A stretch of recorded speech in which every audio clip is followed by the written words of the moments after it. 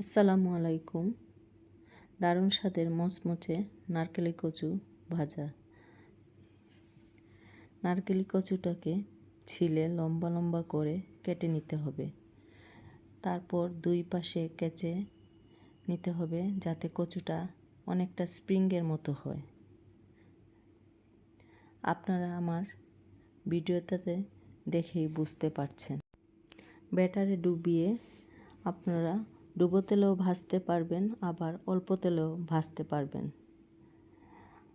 আমার ব্যাটার বানানোটা স্কিপ হয়ে গেছে, আপনাদেরকে বলে দিচ্ছি।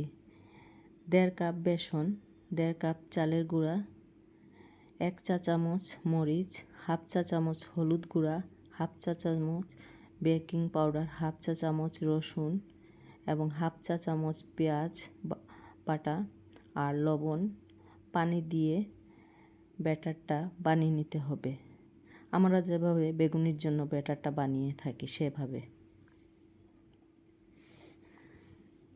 আমাকে এই রেসিপিটা আমার এক ময়মনসিংহের ভাবি বানিয়ে খাইয়েছিলেন।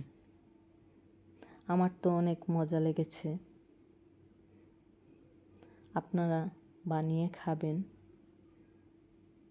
আশা করি আপনাদেরও ভালো লাগবে।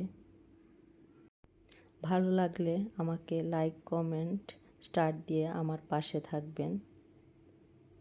সবাই ভালো থাকবেন, সুস্থ থাকবেন। আল্লাহ হাফেজ।